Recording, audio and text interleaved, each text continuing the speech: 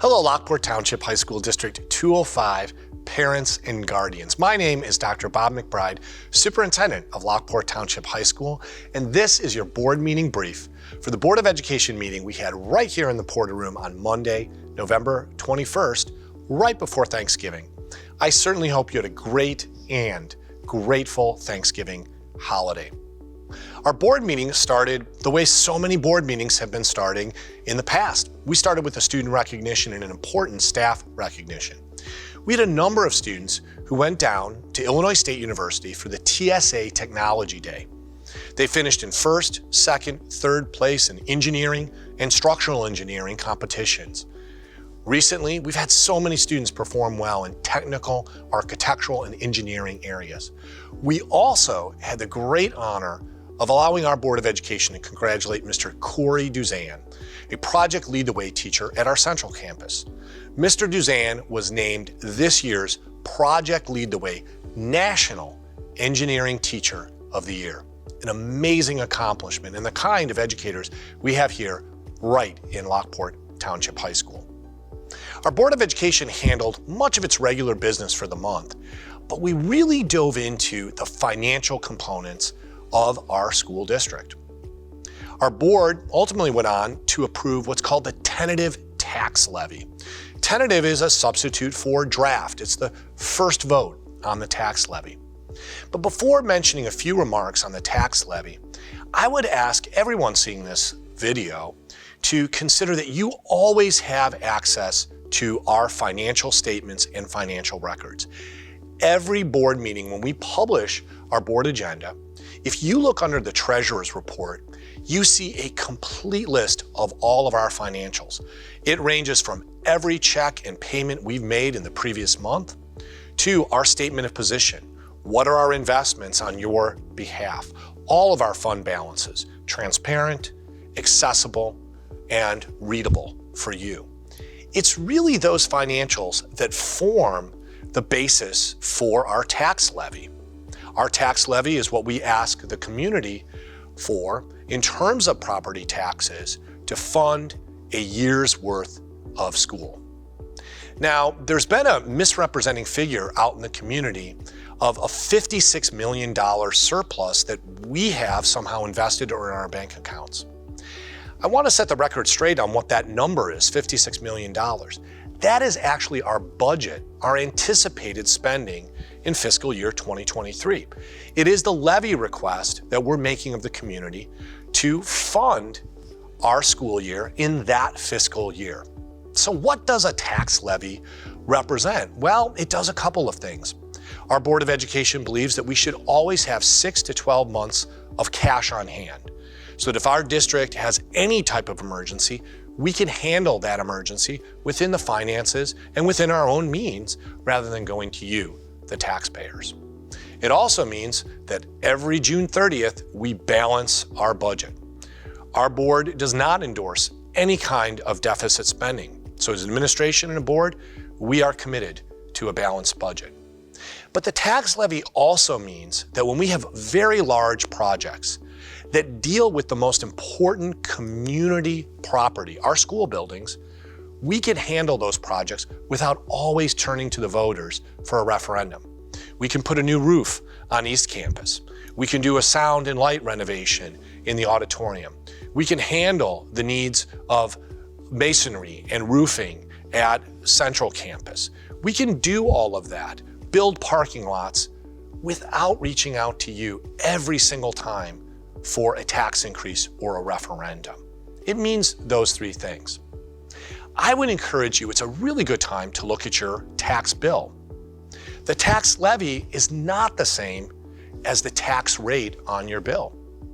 Over the past 8 years, the tax rate for our portion of your property tax bill has actually been in decline. But like you, we're facing some real pressures these days.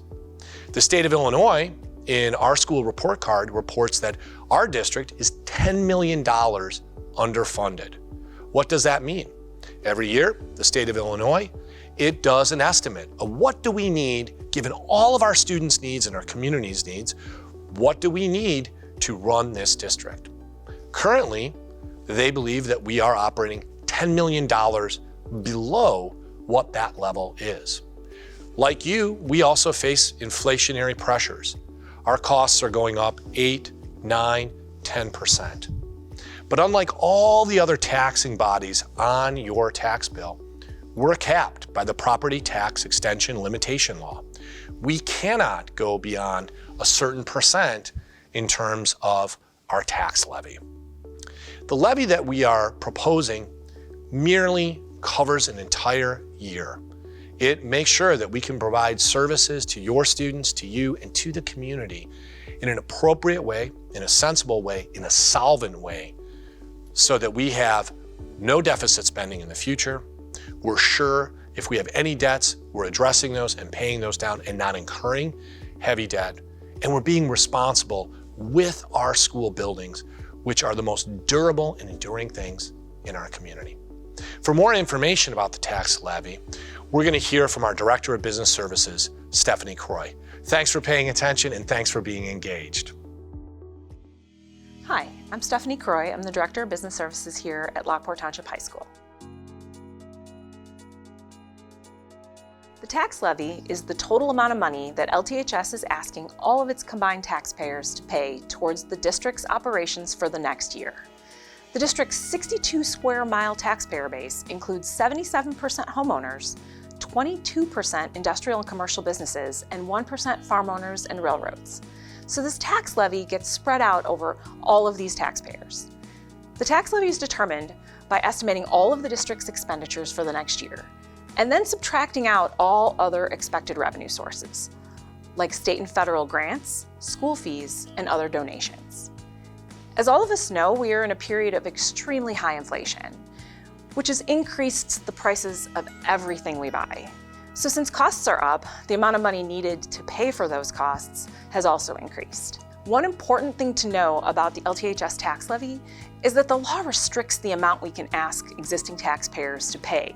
That restriction is the lesser of the Consumer Price Index, or 5%. Since CPI, the Consumer Price Index, was 7% as of December 2021, which is the data point used for the 2022 property tax levy limitation, the district request from the current taxpayers is limited to 5% more than the year before. Since the district's operations are funded with approximately 80% property taxes, the tax levy means everything to the district. Without the tax levy, LTHS would not be able to provide basic educational services, let alone extended services like athletics, activities, student events like dances, and community service opportunities for our students. To put this into perspective, 66% of the district's total budgeted expenditures for the 2022-2023 fiscal year are salaries and benefits for LTHS employees. The tax levy pays our people, and we are in a people business.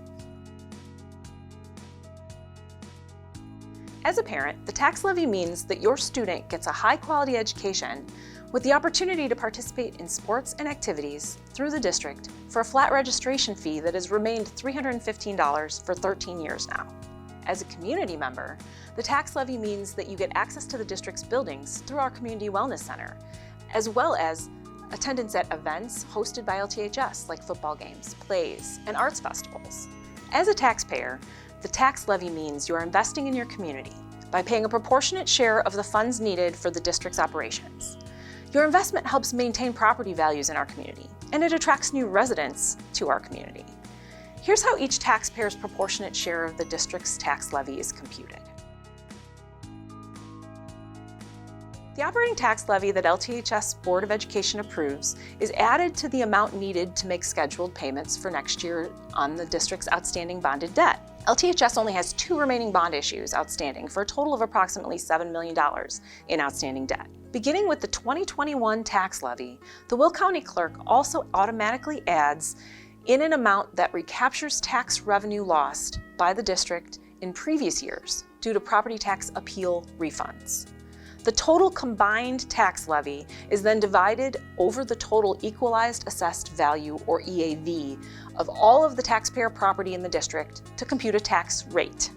The EAV is set by the Will County Assessor's Office and represents approximately 1/3 of the market value of the property in most cases. The total EAV for the district was approximately $2.9 billion for the 2021 tax year, and it's estimated to increase approximately 5.6% for the 2022 tax year. This increase includes an estimated $30 million in new property that will be taxed for the first time in 2022. New property is beneficial for existing taxpayers because it increases the number of property owners that will pay a share of the district's tax levy. New property is not subject to the 5% limitation and is the reason that the district's 2022 tax levy request is 6.2% more than the previous year instead of 5%. The tax rate is then multiplied by the EAV for each property in the district to calculate the amount of property tax owed by each taxpayer for their share of the district's levy. As a result, the value of your home is a more significant driver of your total tax bill than the district's levy itself.